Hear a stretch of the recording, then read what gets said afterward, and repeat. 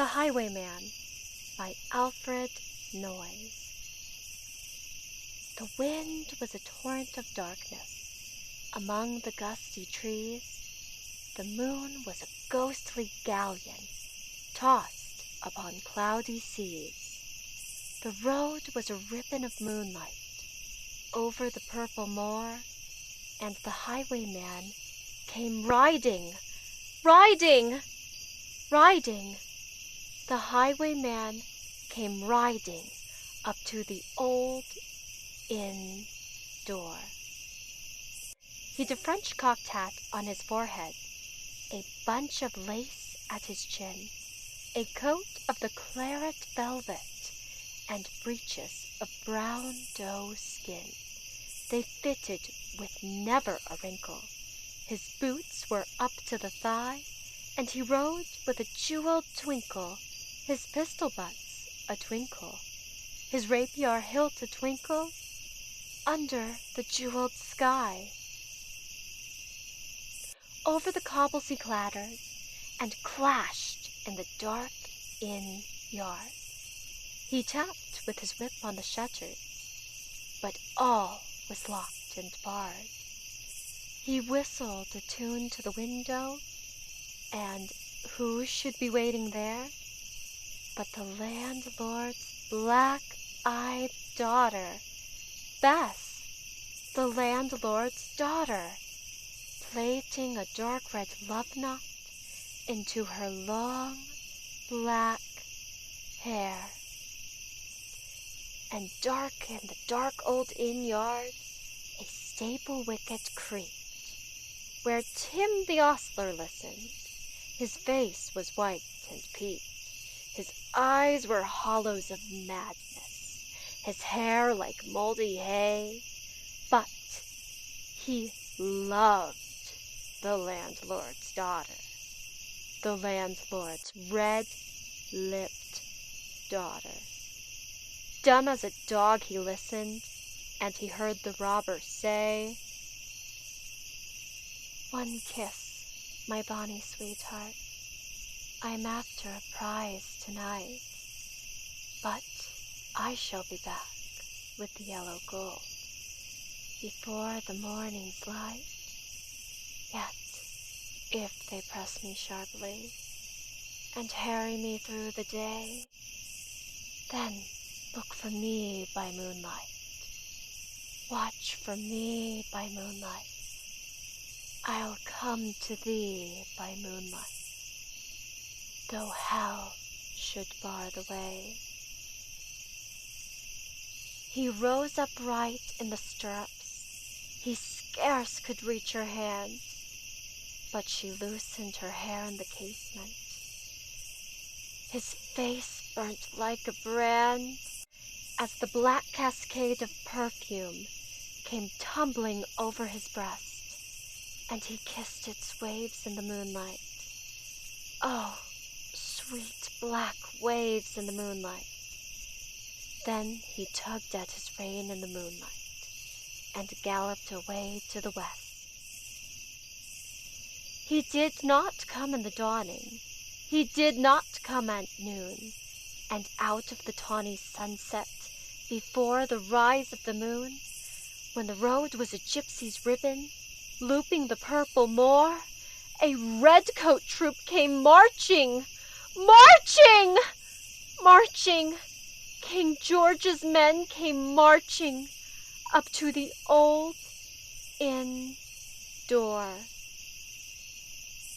They said no word to the landlord. They drank his ale instead, but they gagged his daughter and bound her to the foot of her narrow bed.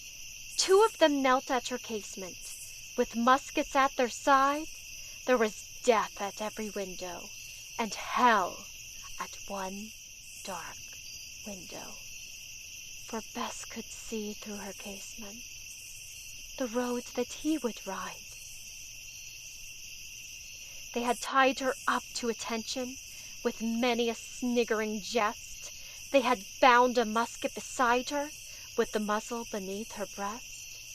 "Now keep good watch," and they kissed her. she heard the doomed man say, "Look for me by moonlight. Watch for me by moonlight. I'll come to thee by moonlight, though hell should bar the way." She twisted her hands behind her, but all the knots held good. She writhed till her fingers were wet with sweat or blood. They stretched and they strained in the darkness, and the hours crawled by like years, till now on the stroke of midnight, cold on the stroke of midnight, the tip of one finger touched it. The trigger at least was hers. The tip of one finger touched it. She strove no more for the rest. Up, she stood up to attention. With the muzzle beneath her breast, she would not risk their hearing. She would not strive again, for the road lay bare in the moonlight, blank and bare in the moonlight, and the blood of her veins in the moonlight throbbed to her love's refrain. Clot, clot, clot, clot, had they heard it? The horse hooves ringing clear? Clot, clot, clot, clot. In the distance, were they deaf that they did not hear? Down the ribbon of moonlight, over the brow of the hill, the highwayman came riding, riding, riding. The redcoats looked to their priming. She stood up, straight and still. Clot, clot in the frosty silence, clot, clot in the echoing night. Nearer he came and nearer. Her face was like a light. Her eyes grew wide for a moment. She drew one last deep breath. Then her finger moved in the moonlight. Her musket shattered the moonlight, shattered her breast in the moonlight, and warned him with her death. He turned, he spurred to the west. He did not know who stood, bowed with her head over the musket, drenched with her own red blood. Not till the dawn he heard it, and his face grew gray to hear how Bess, the landlord's daughter, the landlord's black-eyed daughter, had watched for her love in the moonlight and died in the darkness there. Back he spurred like a madman, shrieking a curse to the sky, with the white road smoking behind him, and his rapier brandished high. Blood-red were his spurs in the golden noon, wine-red was his velvet coat, when they shot him down on the highway, down like a dog on the highway, and he lay in his blood on the highway with a bunch of lace at his throat.